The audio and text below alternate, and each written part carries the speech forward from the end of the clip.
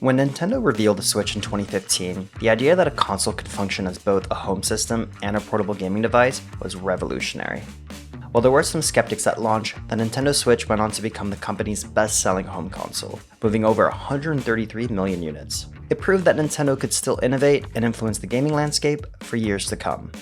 Fast forward to today, Nintendo has just released their newest console, the Nintendo Switch 2. I'll be doing a full review once more games are released, so make sure to get subscribed to the channel. When the original Switch launched, the ability to seamlessly switch between TV mode and handheld mode was groundbreaking. Nearly 10 years later, Nintendo is no longer the only company whose console can switch. In this 9th generation, both of Nintendo's main competitors can also go from this to this. Here we have the Sony PlayStation 5 and the Xbox Series X. Yes, the means in which the Xbox and PlayStation can be played in handheld mode is to stream games to a handheld device instead of running them natively on device. But the core concept is still there. Some of you might even remember that Nintendo actually did this first with the Wii U. So it begs the question, out of these 3 consoles, which one offers the best Switch? And if they can all switch, which gives you the most bang for your buck? You might already have a guess in the back of your head about which console will come out on top, but this is an interesting comparison. If you're buying games individually and primarily wait for seasonal sales, the PlayStation 5 and Xbox Series X are very competitive. Meanwhile, the Nintendo Switch 2 generally has the highest prices for new games, with fewer discounts and minimal sales. But compared to Microsoft and Sony's console, the Switch 2 has the lowest price of entry. So in today's video, we're going to break down how each of these consoles switch, how they perform, their game libraries, and ultimately, which of these systems is actually best for you.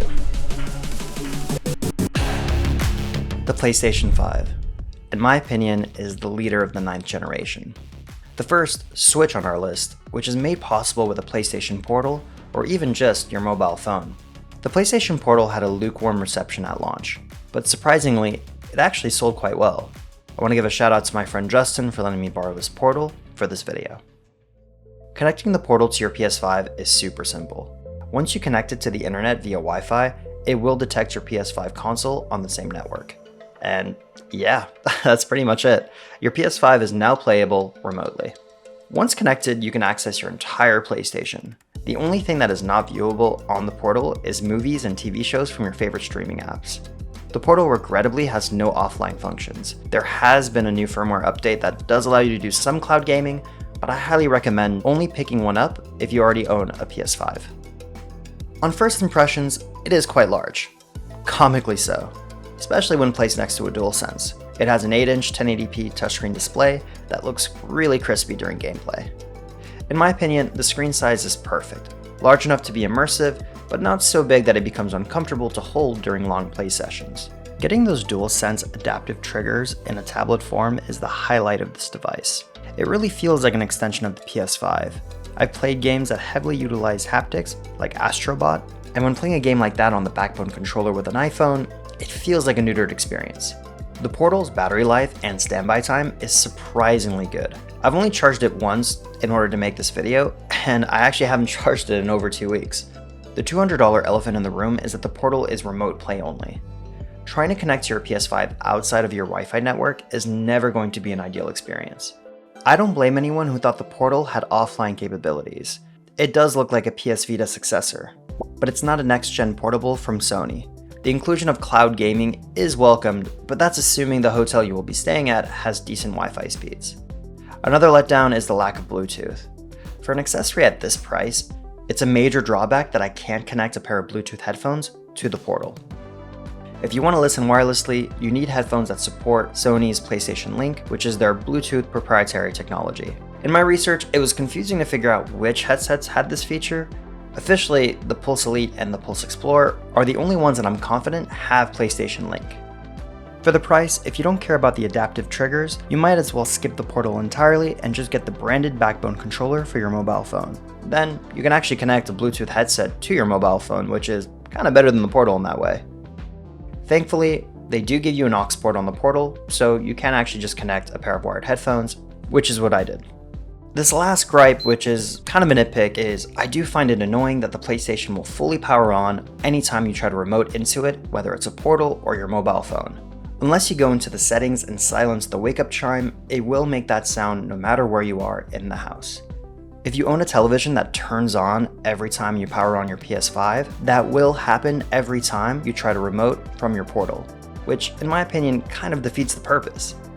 Compared to other remote play devices we're going to be talking about in this video, the PlayStation gave me the most latency. The portal's wireless performance is basically the same as my phone with a backbone controller. But let's pivot to what might be the most important part of this entire system, the games. The PlayStation library is undoubtedly the strongest compared to Xbox and the Nintendo Switch. I know that depends on your preferences, but with the PlayStation you have access to competitive shooters like Call of Duty, Apex Legends, and Fortnite, alongside top-tier exclusive single-player experiences. My personal favorites are the Uncharted series, Horizon Zero Dawn, and Ghost of Tsushima. The libraries keep getting better too, especially now that more and more Xbox games like Forza Horizon 5 and Indiana Jones have made their way to PlayStation. The strong game library makes it easier to look past at some of the portal's glaring limitations, and Sony's Remote Play is a decent start for this video. But Xbox pushes portability even further.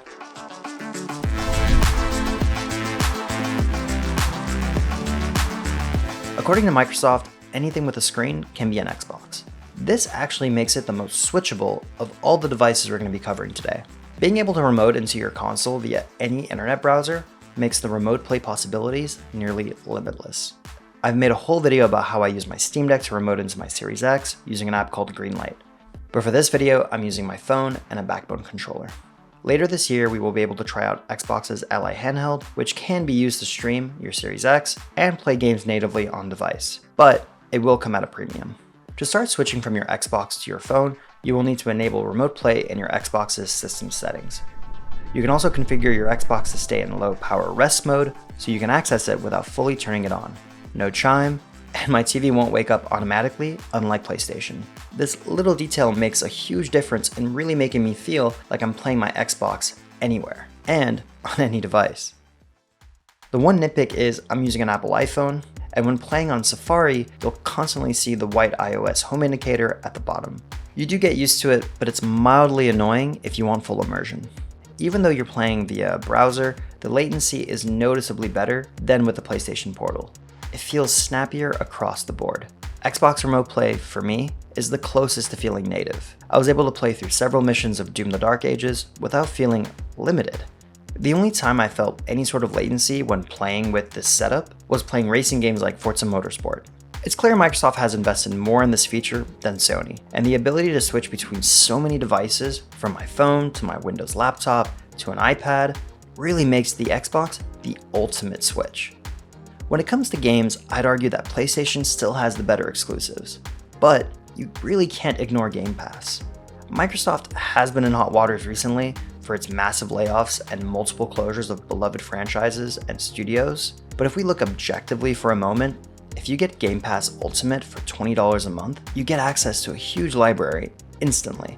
Another big plus for Xbox is its backwards compatibility. Having access to original Xbox and Xbox 360 games at your fingertips is really worth considering. You may lack PlayStation's premium exclusives, but you do gain a far larger overall library for a fraction of the price.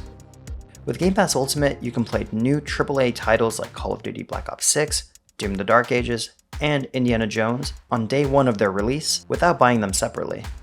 Speaking of brand new releases, let's move on to our newest 9th generation console. The Nintendo Switch 2. Microsoft makes it convenient, but Nintendo has been doing this natively for nearly a decade. Successor to Nintendo's best-selling home console is, despite its launch controversies, the fastest selling console in US history. At this point, I almost don't need to explain how it switches. We've been doing it for 10 years. Like its predecessor, the Nintendo Switch 2 is much less powerful than the PlayStation 5 and the Series X. Nintendo has never really focused on raw power. It's always been about delivering the most creative games, despite its hardware limitations. Switch 2 games run fantastically on the system, and it can even play Cyberpunk 2077 at around 40 frames per second. One thing I'll cover more in my full review is the fact that it still doesn't have analog triggers, which is something I find very annoying. I know that Nintendo purists love the immediacy of digital triggers, but for me, it's a feature that I think would have made the Switch 2 feel like a new generation, rather than a Pro variant of what came before. Out of the 3 systems on the list, this is the one that gave me the most hand cramps. It's a very pretty console, and I really welcome the larger size compared to the original, but I still need to take breaks or switch to tabletop mode. Its biggest advantage, of course, is true portability. You're not tethered to Wi-Fi, and for many games, you can just insert a cartridge and start playing anywhere. The other 2 cannot offer you this kind of freedom. One major win for the Nintendo Switch 2 is that it's built to be played with friends. The other consoles, even with remote play, are really designed around single player. But with the Switch and the Switch 2, all you have to do is just remove the Joy-Cons and hand it to a friend. Nintendo has always championed couch co-op, and that spirit continues with the Switch 2. Meanwhile, Sony and Microsoft have been slowly moving away from split screen and local multiplayer. That social pick-up-and-play design is something only Nintendo still prioritizes, and it's a big reason why Nintendo's consoles always felt unique compared to PlayStation and Xbox. But what about the games? If you buy a Nintendo console, you're here for the exclusives. All your Switch 1 games will work perfectly, and for certain games, you can pay up to $10 for the Switch 2 upgrade, which you won't be disappointed.